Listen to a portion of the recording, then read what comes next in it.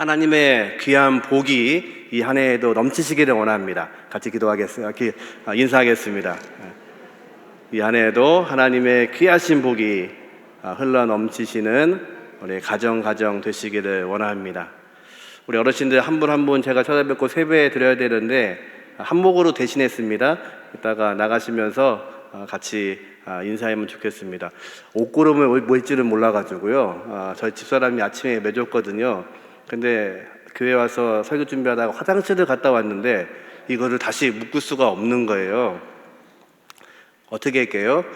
인터넷을 보고 유튜브를 보고 묶었습니다.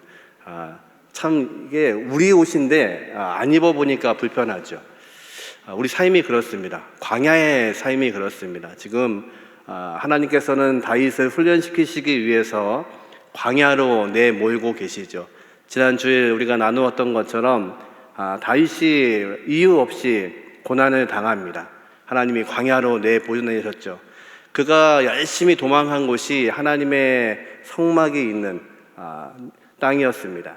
그 땅에 가면 안전할 줄 알았죠. 그런데 그곳에서도 안전하지 못하고 그곳에서 엉뚱하게 골리앗의 칼을 메고서 기뻐하는 다윗을 우리는 보았습니다.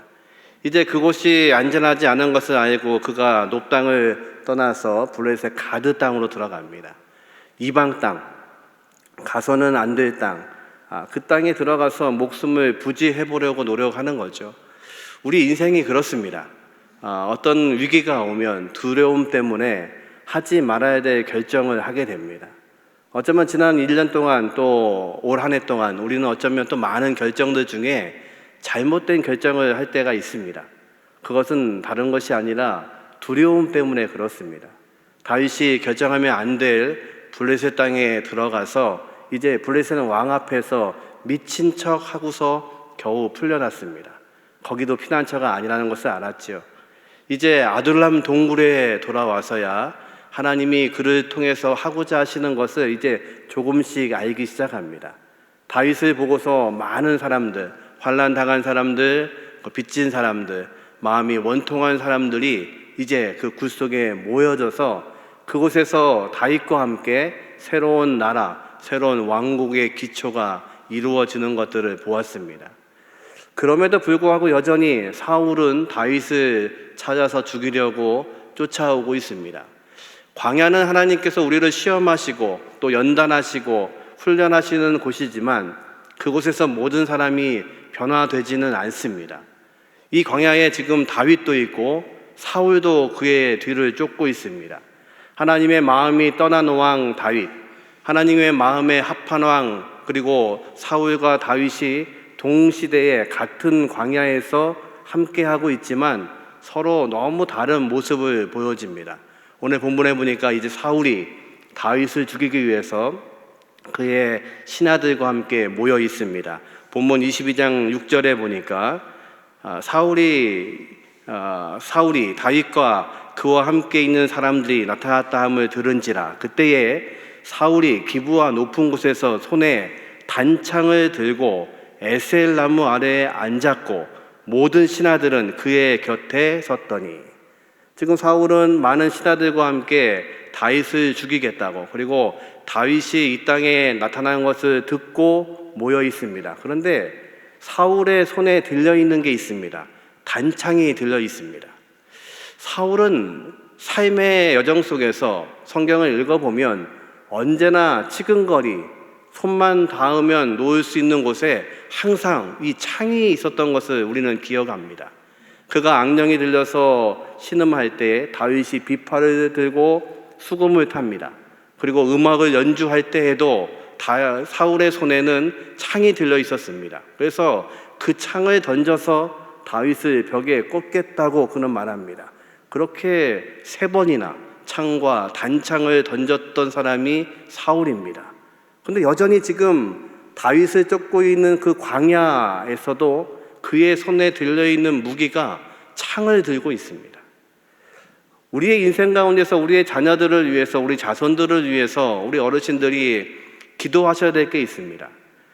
성경은 말씀하시기를 고린도후서 2장 14절에 보니까 어떤 사람은 사망으로부터 사망의 냄새를 풍기는 자가 있고 어떤 사람은 생명으로부터 생명의 냄새를 풍기는 자가 있다고 말씀하십니다.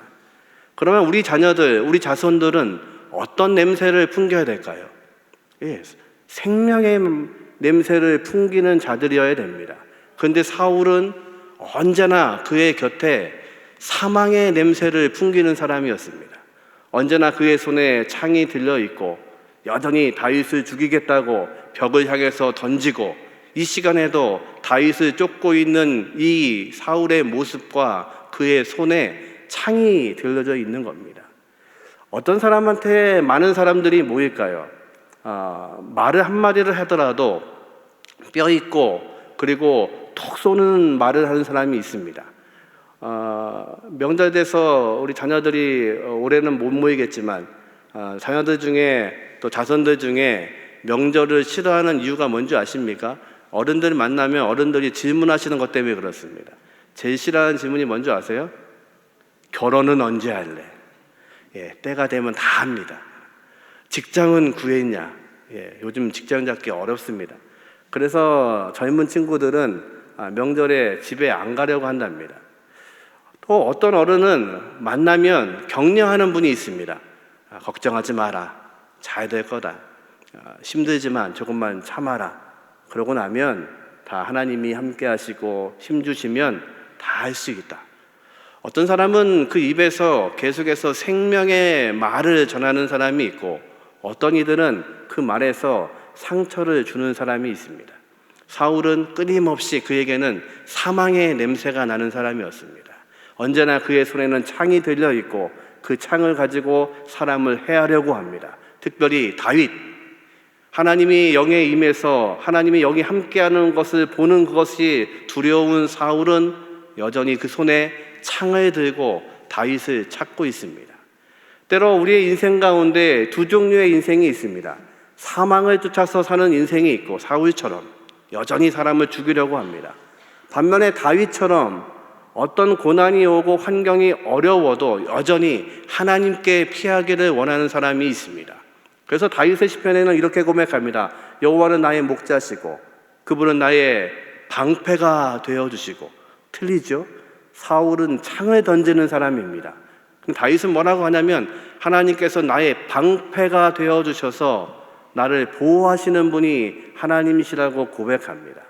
그가 광야에서 피난처를 찾는 중에 썼던 시편 34편에는 그 여호와를 맛보아 알지라.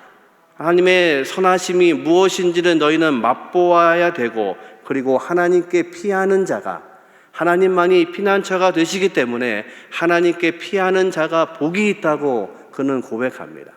왜 사람들이 다윗에게 몰려들고 있냐면 다윗은 이 어려운 환경 속에서도 이 아둘람 굴 속에서도 하나님을 바라보고 있습니다. 그가 공격하려고 하지 않고 하나님이 나의 보호자가 되어주시면 하나님이 나의 방패가 되어주시면 내 환난 속에서도 이 광야의 삶 속에서도 내가 이길 수 있음을 고백하고 있는 것이 다윗의 고백입니다. 우리 어르신들이 사랑하는 자녀들, 자손들을 위해서 그렇게 기도해 주셔야 됩니다. 다윗처럼 사람을 품을 수 있는 사람, 다윗처럼 누구나 오면 품어주고 방패 되시는 하나님을 보여줄 수 있는 사람, 그렇게 되게 해달라고 기도하셔야 됩니다. 지금 사울은 공격하는 사람입니다. 사망을 향해서 달려가는 사람입니다. 오늘 본문에 보니까 다시 22장 6절에 보니까 그가 어디에 앉아 있냐면 단창을 들고 에셀 나무 밑에 앉아 있습니다. 에셀 나무는 이스라엘 땅 가운데서 아주 독특한 나무입니다. 이 나무의 이름이 성경에는 구약에 3번 등장합니다. 첫 번째 등장한 곳이 창세기 21장에 아브라함이 아비멜렉 왕과 화친을 맺습니다. 하나님께서 아브라함을 가나안까지 오게 하셨는데 그것이 만만한 일이 아니었습니다. 그 땅에 있는 원주민들과의 관계가 옳지 않았습니다. 그래서 여전히 싸움 속에 있다가 이제 하나님 약속하신 그 아들 이삭을 하나님이 허락하십니다. 그때서야 그 땅의 왕들이 아브라함과 화친을 요청합니다. 그리고 마지막으로 화친하면서 브엘세바에 심었던 나무가 바로 에셀 나무입니다. 에셀 나무가 이렇게 생겼습니다. 보여주세요. 예, 이렇게 생겼습니다. 큰 나무입니다. 높이가 10m 정도 커지는 나무이고 잎이 많습니다. 근데 이 나무가 왜 이스라엘 백성들에게는 위로가 되는 나무이냐면 이 나무 잎은 소금기를 머금고 있는 나무입니다. 그래서 잎을 따서 씹으면 짭짤합니다. 그래서 밤이 되면 주변에 있는 수분을 이 나무가 다 흡수합니다. 그 아침이 되면 이 나무에 이슬이 아주 풍성하게 맺혀 있습니다. 그리고 해가 뜨면 이 이슬이 말라가면서 이 나무 주변에는 기온이 떨어집니다. 그래서 다른 나무 밑에보다 2도, 3도가 낮은 나무입니다. 그래서 그 떼약볕에 있다가 이 에셀나무 밑에 오면 쉴만한 나무가 되는 겁니다. 지금 아브라함이 이 나무를 심어 놓고 이제 하나님이 약속하신 이 땅 브엘세바, 북쪽으로는 단, 남쪽의 끝단인 브엘세바에 이 나무를 심으면서 하나님의 나라가 이렇게 완성되기를, 그리고 하나님께서 허락하시는 은혜는 바로 이 에셀 나무처럼 큰 은혜를 품고 있는 나무, 그리고 이 그늘에서 쉴 수 있는 하나님의 백성들이 태어나기를 간절히 원하면서 아브라함은 이 나무를 심었습니다. 지금 그 나무 밑에 사울이 앉아 있는 겁니다. 이스라엘의 풍성함, 하나님의 능력, 그리고 우리의 백성들이 하나님의 모습으로 자라기 원하는 그 풍성함의 나무 밑에서 사울은 무엇을 들고 있냐면 단창을 들고 다윗을 죽이려고 합니다. 놀랍게도 사울이 사무엘상 마지막 장 31장에 보면 그가 전사하고 나서 죽은 시체를 벽에 박아놨습니다. 그것을 야베스 사람들이 그 시체를 거두어서 화장한 후에 그 뼈를 어디에 묻냐면 이 에셀나무 밑에 묻습니다. 지금 사울은 자기가 죽어야 될 장소에 서 있는 겁니다. 근데 죽을지 알지 못하고 여전히 다윗을 죽이려고 쫓아가는 인생을 살고 있습니다. 저와 여러분의 삶 가운데 이런 모습이 있다면 우리는 돌이켜야 됩니다. 여러분 자녀들이 이런 모습이 있으면 되지 않죠. 그래서 우리는 기도해야 됩니다. 우리의 자손들이, 자녀들이 다윗처럼 사람을 품을 수 있는 사람이 되게 하여 주옵소서. 이 명절에 함께 하지는 못하지만 마치 우리 자손들이 이 에셀나무처럼 되게 하여 주옵소서. 그래서 이 나무 밑에 모여지는 사람들이 풍성함을 경험하고 쉴 수 있고 그리고 안식을 얻을 수 있도록 하나님의 귀하신 날개 밑에 피할 수 있는 자녀들 되게 하시고 자손들 되게 하여 주옵소서. 그렇게 기도하셔야 됩니다. 만약에 이번 명절에 다 못 와서 잠깐씩 들리는 자녀들이 있다면 그렇게 기도해 주십시오. 네가 에셀나무처럼 돼야 돼. 그러면 물을 겁니다. 에셀나무가 뭐예요? 그게 하나님의 은혜, 하나님의 풍성함, 또 하나님의 안식, 하나님이 너를 보호해 주셔야 돼. 그래서 우리의 자녀들이, 우리의 자손들이 하나님 안에서 다윗처럼 하나님의 백성으로 품을 수 있는, 그리고 아둘람 동굴에 그 어려운 사람들과 함께하며 하나님의 나라를 이루어 갔던 것처럼 저와 여러분의 삶 가운데 우리 하나님이 그렇게 역사하시는 은혜가 있기를 주님의 이름으로 축원합니다. 이제 그 나무 밑에서 사울이 단창을 들고 그의 신하들에게 이렇게 말을 합니다. 22장 8절입니다. 너희가 다 공모하여 나를 대적하며 내 아들이 누굽니까? 요나단, 이새의 아들 누굽니까? 다윗 맹약하였으므로, 그런 적이 없는데 그렇게 말하고 있는 겁니다. 내게 고발하는 자가 하나도 없고 나를 위하여 슬퍼하거나 내 아들이 내 신하를 선동하여 오늘이라도 매복하였다가 나를 치려하는 것을 내게 알리는 자가 하나도 없도다 하니. 사울이 뭐라고 하냐면요, 내 아들과 다윗이 같이 동맹을 해서 신하들을 일으켜서 군대를 일으켜서 매복했다가 나를 죽이려고 하는데 그것을 고발하는 자가 한 명도 없다는 것입니다. 지금 거짓말입니다. 지금 망상을 하고 있는 겁니다. 여전히 두려운 것입니다. 다윗이 두렵고 다윗이 사랑하고 있는 아들 요나단이 못마땅한 겁니다. 그래서 아마 두 녀석이 하나가 되어서, 그리고 여기 모여있는 신하들 중에도 이미 작당해서 나를 죽이려고 한다고 그런 지금 두려움에 떨고 있는 겁니다. 인생의 문제는 두려움입니다. 이 한 해에도 우리에게 이런 두려움이 있으면 하나님 말씀하시는 것을 들을 수가 없습니다. 사울은 똑같이 다윗과 함께 광야에 있음에도 불구하고 변하지 않습니다. 다윗은 하나님을 통해서 이 광야를 거치면서 하나님의 뜻과 하나님의 생각과 하나님의 나라가 무엇인지를 깨닫고 있는데, 사울은 전혀 변하지 않고 오히려 내 신하들이 나를 죽이게 될 거라고 이야기합니다. 그런데 그때에 한 신하가 이 사울에게 말을 겁니다. 22장 9절입니다. 같이 한번 읽어보죠. 그때에 에돔 사람 도액이 사울의 신하 중에서 섰더니 대답하이로되 이새의 아들이 노베 와서 아합의 아들 아히멜렉에게 이른 것을 내가 보았는데, 지난주 설교 기억나시나요? 놉당에 갔을 때 그 성소에 다윗만 있지 않고 이 사람이 있었습니다. 이 도액이 그곳에 함께 했습니다.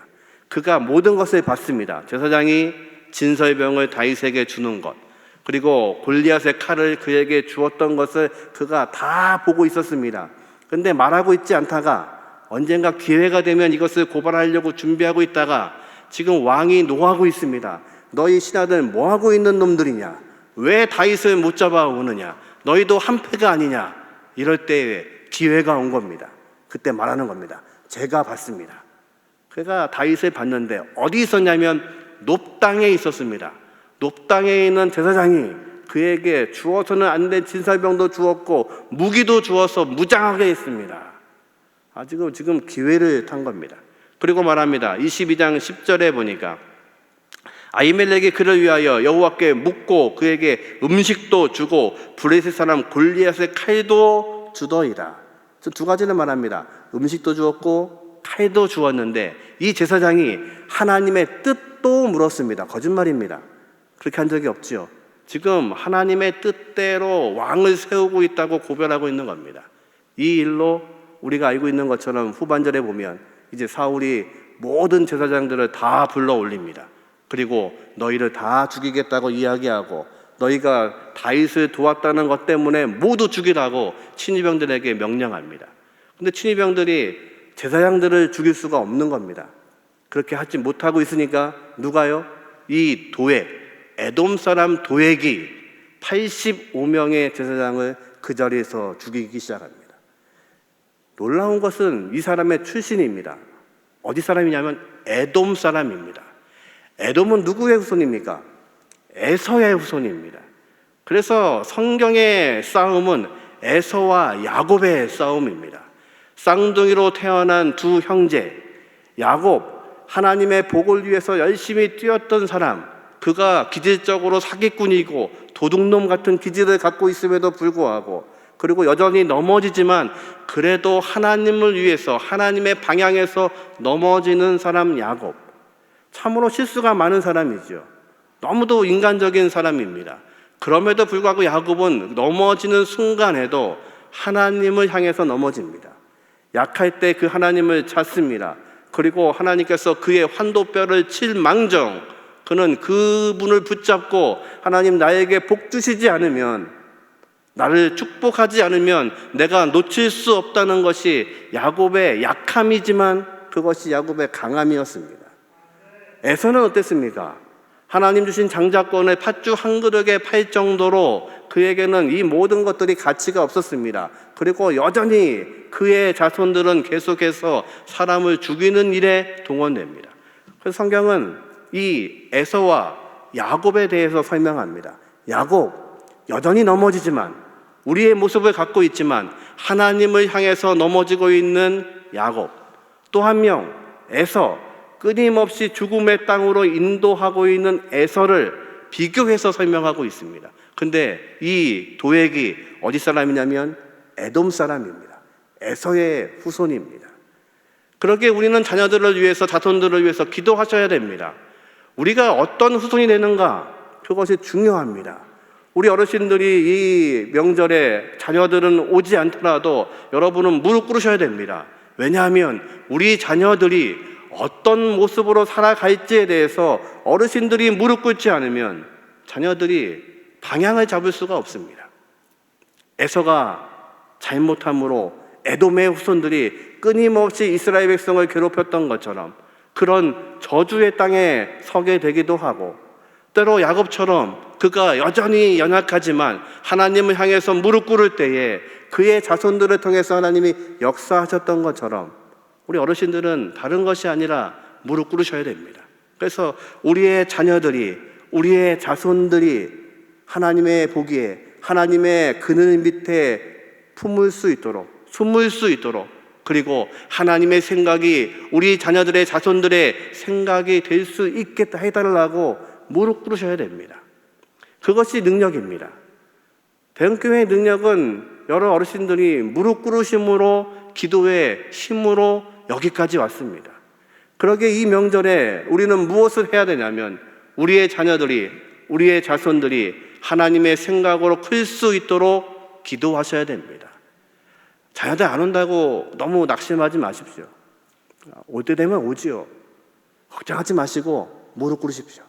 그래서 올해는 음식 못해서 서운해하지 마시고, 또 함께 모이지 못해서 서운해하지 마시고, 우리 자손들이, 자녀들이 다윗처럼 사람을 모으게 하고, 사람을 위로하고, 약한 자, 고난당하는 자, 그리고 빚진 자, 환난 당한 자, 원통한 자들의 힘이 될 수 있는 자녀들 되게 해달라고, 그리고 하나님의 역사로 함께 해주셔서 이것들이 우리의 자녀의, 자손들의 복이 되게 해달라고 기도하시는 저와 여러분 되시기를 주님의 이름으로 축원합니다. 이스라엘은 햇빛이 많은 곳이죠. 그래서 성경에 나와 있는 햇빛, 빛, 광야, 이것은 우리가 볼 때 좋은 것이 아니라 고난을 상징합니다. 반대로 유럽 사람들, 특히 영국 사람들은 비가 많이 오니까 매일같이 그 사람들은 우산을 들고 다닙니다. 그러다가 햇빛이 나는 날은 어떻게 하죠? 다 나가서 우통을 벗고 햇빛을 쬐입니다. 근데 이스라엘은 60%가 광야입니다. 햇빛이 많은 곳입니다. 메마른 곳입니다. 그래서 그들은 햇빛이 하나님의 은혜가 아닙니다. 광야는 햇빛이 강하고 내리쬐는 곳입니다. 그것이 복이 아니죠. 그들에게 복은 뭐냐면 그늘입니다. 에셀 나무 같은 그늘이 있는 곳. 그래서 하나님을 위해 기도할 때 그들은 고백합니다. 여호와는 내 옆에서 그늘이 되어주시는 분이시라고 그들은 기도합니다. 우리의 자녀들이, 자손들이 그런 그늘이 될 수 있는 은혜가 있기를 주님의 이름으로 축원합니다. 다윗이 그늘이 되어서 아둘람 동굴에서 이 어려운 사람들의 그늘이 되었던 것처럼 저와 여러분의 가정들이, 우리의 자손들이 그늘 되게 하시는 하나님을 의지하고 그들이 이 세상에 아름다운 그늘이 되게 하시는 은혜가 있기를 주님의 이름으로 축원합니다. 그래서 이스라엘 백성들은 예수님께서 예루살렘에 입성하실 때 호산나, 다윗의 자손으로 오시는 이여 하면서 예수님을 환영했습니다. 그 다윗의 자손으로 예수님이 오십니다. 그래서 이스라엘 백성들은 그들에게 귀한 족보가 있습니다. 아브라함, 믿음의 선조, 그리고 아브라함을 통해서 주셨던 다윗 왕, 그들을 통해서 우리의 나라와 민족이 있다고 그들은 자부합니다. 그것이 그들의 자랑이었습니다. 그 후손으로 예수님이 오십니다. 저와 여러분에게도 족보가 있으시죠? 명절 되면은 족보책을 한번 끌어놓으시고 쭉 읽는 분들도 있으시죠? 지금 예수님의 족보는 어떤지 우리는 한번 살펴보려고 합니다.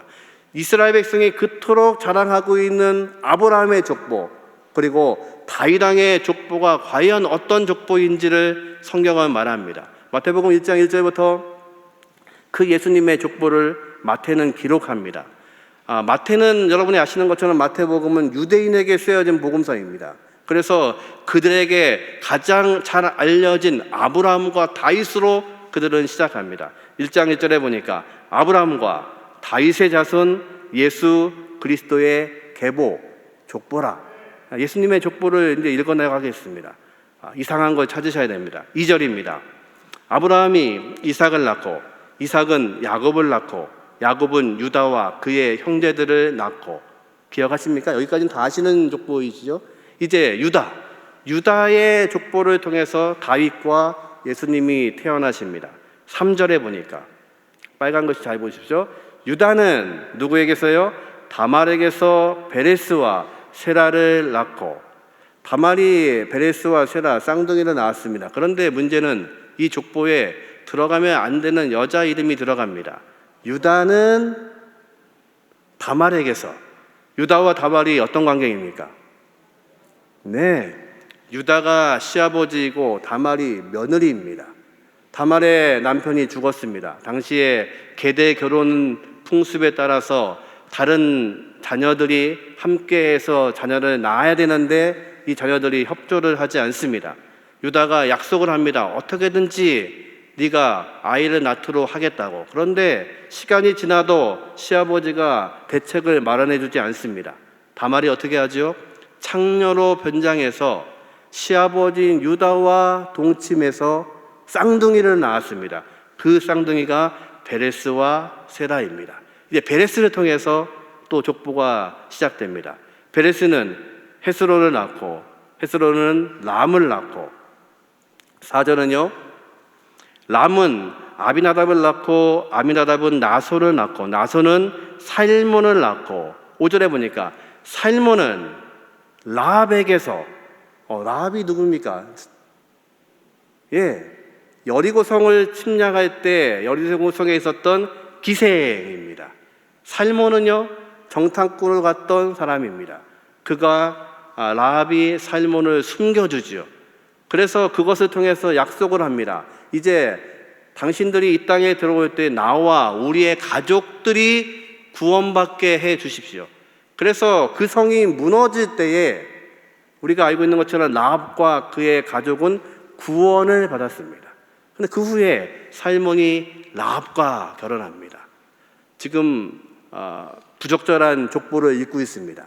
시아버지와 며느리를 통해서 유다의 족보가 이어지고 있고, 그 중간에 라합, 가나안 땅의 기생, 영어 성경에는 창녀 이렇게 되어 있습니다.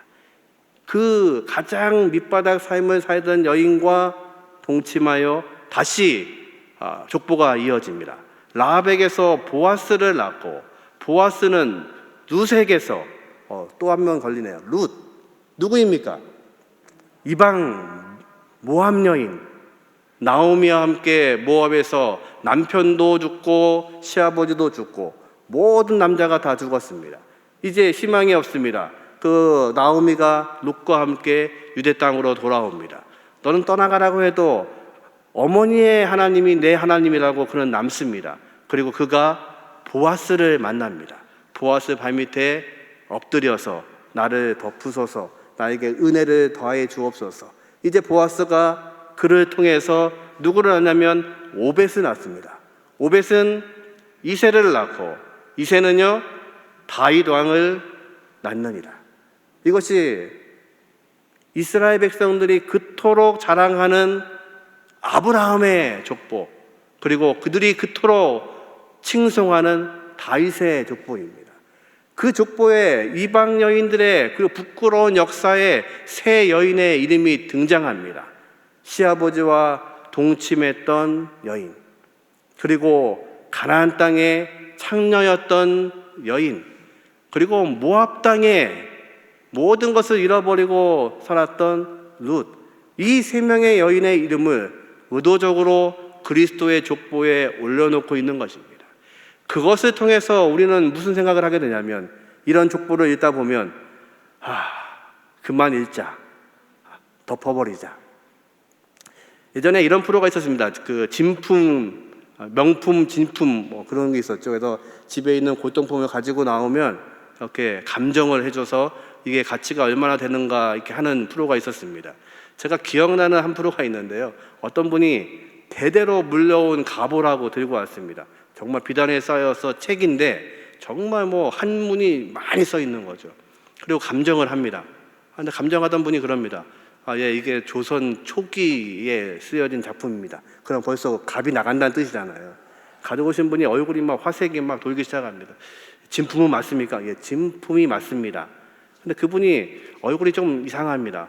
그리고 결론을 말하는데, 이거는 조선 초기에 이 집안의 귀한 물건입니다. 그런데 이게 뭐냐면 노비 문서입니다. 그러니까 그 집안이 대대로 노비였다는 겁니다. 그냥 집안 어른이 주시니까 계속 몇백 년은 보관했는데 부끄러운 족보인 거죠. 예수님의 족보, 다윗의 족보를 읽다 보면 덮어버리자. 부끄럽다. 그런데 왜 하나님은 이 족보를 통해서 다윗을 허락하시고 다윗을 통해서 예수님을 태어나게 하셨을까요? 여러분 기억하십니까? 노아가 이제 방주를 짓습니다. 방주의 앞뒤로 역청을 바릅니다. 역청이라는 단어가 덮는다는 뜻입니다. 그리고 역청이라는 단어가 속죄, 구원이라는 뜻입니다. 구원은 어떻게 시작되었습니까? 하나님이 우리를 덮으신 겁니다. 우리의 죄를 덮을 길이 없어서, 우리의 죄가 주홍빛 같아서 우리가 죽을 수밖에 없었기 때문에 하나님은 우리를 은혜로 덮으셨습니다. 이 족보를 읽으면서 부끄러움으로 이스라엘 백성들은 엎드려야 됩니다. 참 부끄럽다. 우리가 그토록 자랑하는 다윗의 족보가 결국은 이방 여인들 그리고 창녀의 집안에서 태어난 우리의 가문이구나. 덮어버리자. 구원이 바로 덮는 것입니다. 우리가 했었기 때문에, 우리의 삶은 부끄럽기 때문에, 우리는 넘어질 수밖에 없기 때문에, 우리는 약할 수밖에 없기 때문에 하나님께서는 우리를 덮으시기 위해서 자신의 아들을 십자가에 죽게 하셨습니다. 그리고 다른 방법이 없기에 그분의 피로 인해서, 그분이 죽으심으로 그 피로 인해서 우리의 죄가, 주홍빛 같던 죄가 신눈처럼, 양털처럼 새로워졌다고 말씀하십니다. 우리를 구원하시기 위해서 하나님은 하나님의 은혜로 우리를 덮으셨습니다. 보아스의 발밑에 룻이 엎드립니다. 그리고 이렇게 말합니다. 나를 덮으소서. 나를 은혜로 덮으소서. 그 덮음의 은혜를 받은 자들을 통해서 하나님은 다윗 왕을 태어나게 하시고, 그 다윗 왕을 통해서 예수님이 태어나심으로 인하여 이 세상의 모든 더러운 것들, 약한 것들, 고통받는 것들, 외로운 것들, 힘든 것들을 하나님께서 그 피로 우리를 덮어주셨습니다. 그것이 우리에게 은혜입니다. 그래서 다윗은 이제 그 삶을 살아가고 있는 것입니다. 다윗은 예수님의 예표입니다. 예수님의 삶을 대신 살았던 것입니다. 그리고 이 광야에서 여전히 죽음의 냄새를 피며 자기를 공격해오는 사울을 향해서도 여전히 그는 순종하고 있습니다. 그를 죽일 수 있는 기회가 있음에도 불구하고 그는 그럴 수 없는 것입니다. 하나님께 달려있는 것들을 하나님께 맡기고 있는 것입니다. 그것이 다윗의 영성이었습니다. 지금 다윗은 이 광야에서 하나님의 놀라우신 은혜를 경험하고 있습니다. 왜 나를 사랑하시는지, 나를 통해서 이 많은 백성들이 왜 모이게 있는지, 이 연약하고 상처받고 고통당하는 이 사람들이 왜 나에게로 달려오고 있는지를 그는 알지 못했습니다. 그런데 그를 통해서 하나님은 계획하고 계시는 것입니다. 하나님의 나라는, 하나님이 세우시는 교회는 다른 것이 아니라 사람을 덮는 곳입니다. 사람을 사랑하는 것입니다. 예수님은 말씀하십니다. 세 계명을 너희에게 주노니 서로 사랑하라. 그것이 주님이 우리에게 말씀하신 계명이고 그리고 약속이고 축복이었습니다. 우리는 그것을 위해 사는 것입니다. 하나님의 백성들은 다른 것이 아니라 광야를 통해서 죽음의 냄새가 아니라 생명의 냄새를 풍겨가는 사람들입니다. 에셀 나무 밑에 백성들이 모여서 쉼과 안식을 경험하는 것처럼 저와 여러분을 통해서 하나님 새롭게 만드신 공동체 교회를 통해서 하나님은 무엇을 원하시냐면 하나님의 놀라우신 사랑, 우리를 덮으시는 사랑, 우리가 할 수 없게 이루신 그 사랑을 통해서 저와 여러분을 사랑하신다는 것입니다. 그것이 우리에게 은혜입니다. 우리 어르신들이 그것을 위해 기도하셔야 됩니다. 우리의 자녀들이, 자손들이 이 에셀나무처럼 온전할 수 있도록, 이 명절에 다른 것을 위해서 축복을 빌어주실 것이 아니라 이들이 다윗처럼 사람을 품을 수 있는, 에셀나무처럼 사람을 품을 수 있는, 그리고 그곳에 오면 쉼이 있고 안식이 있고 편안함이 있고 회복될 수 있는 그런 장소가 되게 하여 주옵소서. 우리의 가정이 하나님 보시기에 아름다운 에셀나무가 되게 하시고 다윗을 통해서 허락하셨던 것처럼 우리의 모든 것들을 덮게 하시는 가족이 되게 하시고 은혜가 되게 하시고, 그래서 우리의 자녀들 자손들을 통해서 하나님이 역사하시고 일하여 주옵소서. 몸된 교회를 위해서 기도하셔야 됩니다. 교회가 바로 하나님의 놀라우신 그 은혜를 경험하고, 이곳이 바로 에셀 나무 같은 장소가 되어서 이곳을 위해 많은 사람들이 모여지고 와서 쉼을 얻고 상처가 치유되고 하나 되고 사랑하여서 주님이 원하셨던 그 공동체를 이룰 수 있는 은혜를 더하여 주옵소서. 그것이 저와 여러분의 기도가 되시기를 주님의 이름으로 축원합니다. 이제 새로운 설날을 통해서 또 음력으로 새로운 한 해를 우리는 맞습니다. 이 한 해에도 하나님께서 우리에게 말씀하시는 이 은혜가 저와 여러분의 은혜가 되게 하시고 우리의 가정과 우리의 가문에 힘이 되게 하시는 역사가 있기를 주님의 이름으로 축원합니다. 높당의 모든 제사장이 다 죽었습니다. 그런데 그 중에 한 사람이 살아남습니다. 아히멜렉의 아들 아비아달이 살아서 이제 다윗에게 와서 그에게 무릎을 꿇습니다. 모두가 죽었다는 것입니다. 다윗이 말합니다. 내가 그날 그가 있는 것을 보았는데 이 모든 사람이 죽은 것은 내 잘못이라고 다윗은 고백합니다. 그리고 그렇게 도망쳐온 그 아들을 향해서 이렇게 말합니다. 사무엘상 22장 23절을 읽고 마치겠습니다. 같이 읽습니다.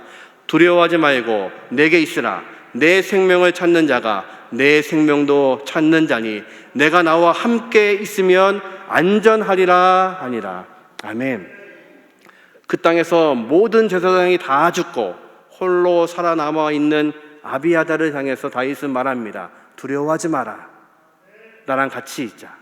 나랑 같이 있으면 내 생명이 보존되리라. 두려워하지 마십시오. 이 안에도 하나님께서 저와 여러분과 함께 하십니다. 두려움으로 걱정하지 마십시오. 자녀들 위해서, 자손들 위해서 여러 가지 걱정이 많으시지요. 두려워하지 마십시오. 하나님께서 에셀 나무가 되어주셔서 우리의 오른편에서 그늘이 되어주십니다. 다윗은 이제 두려움으로 떨고 있는 아비아달을 향해서 두려워하지 말라고 말씀하시고 그리고 나와 함께 하자고 그럽니다. 그리고 다윗이 왕이 되는 날 이 아비아달이 이스라엘의 대제사장이 됩니다. 하나님께서는 그렇게 역사하시는 분이십니다.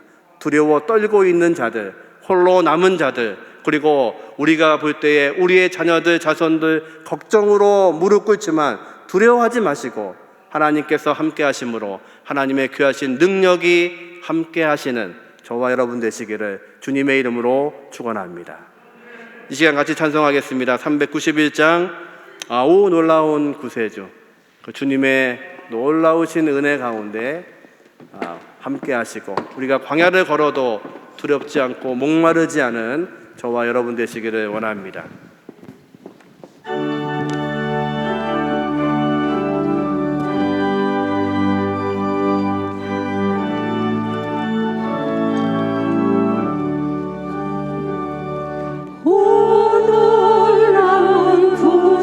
저 위험한